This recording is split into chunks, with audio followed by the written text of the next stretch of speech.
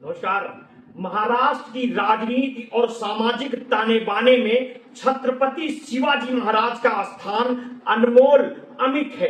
वो केवल एक ऐतिहासिक व्यक्तित्व नहीं बल्कि एक प्रेरणा स्रोत हैं, जिन्होंने मराठा साम्राज्य की नींव रखी और अपने साहस, दूरदर्शिता और संघर्ष से भारतीय इतिहास में अमर हो गए। ऐसे में उनकी मूर्ति का गिराया जाना न केवल एक प्रतिमा का नष्ट होना है, बल्कि वो महाराष्ट्र की सांस्कृतिक धरोहर और लोगों की भावनाओं का भी अपमान है।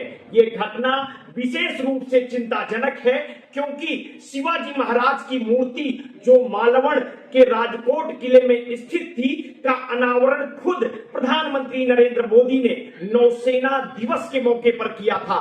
मूर्ति के गिरने के बाद ये मामला केवल एक प्रशासनिक चूक नहीं रहा बल्कि एक राजनीतिक मुद्दा बन गया। महाराष्ट्र में विपक्षी गठबंधन महाविकासी आघाड़ी ने इसे सरकार के भ्रष्टाचार और लापरवाही का प्रतीक बताया है। एमबीए नेताओं का कहना है कि शिवाजी महाराज जैसे महान योद्धा का यह अपमान महाराष्ट्र की आत्मा पर प्रहार है और इस घटना के लिए न केवल राज्य बल्कि केंद्र सरकार को भी जिम्मेदार ठहराया गया है। विपक्षी नेताओं ने मुंबई में एकजुट होकर चप्पल जोड़े मारो यात्रा के माध्यम से सरकार के खिलाफ अपना विरोध प्रकट किया। हुतात्मा चौक से गेटवे ऑफ इंडिया तक निकले इस मार्च में न सिर्फ राजनीतिक दिग्गज शामिल हुए हैं बल्कि आम जनता की भागीदारी भी देखने को मिली है।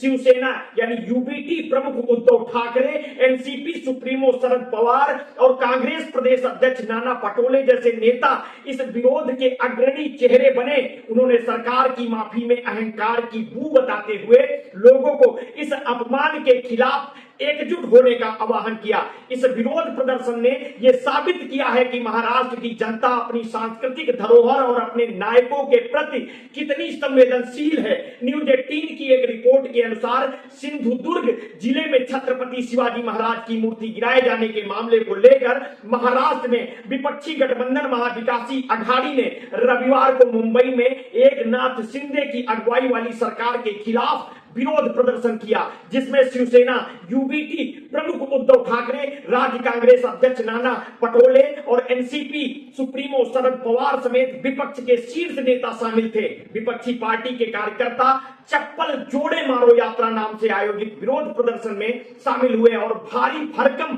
चप्पल लेकर दक्षिण मुंबई में प्रतिष्ठित हुतात्मा चौक से गेटवे ऑफ इंडिया स्थित शिवाजी प्रतिमा तक मार्च निकाला। इस दौरान एमपीए नेताओं ने प्रतिमा गिरने के लिए केंद्र और राज्य सरकार की आलोचना की।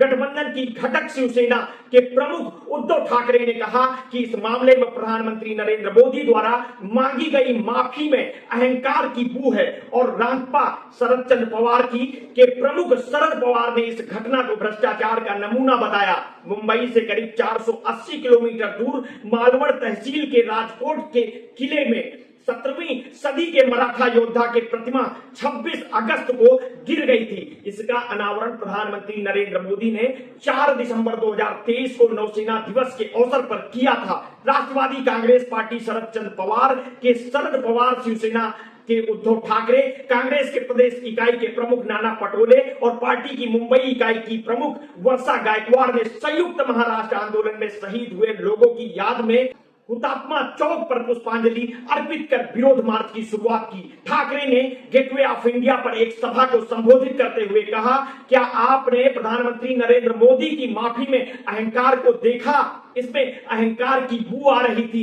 एक उप मुख्यमंत्री मुस्कुरा रहे थे। उन्होंने कहा कि महाराष्ट्र के लोग महान योद्धा के अपमान को कभी माफ नहीं करेंगे।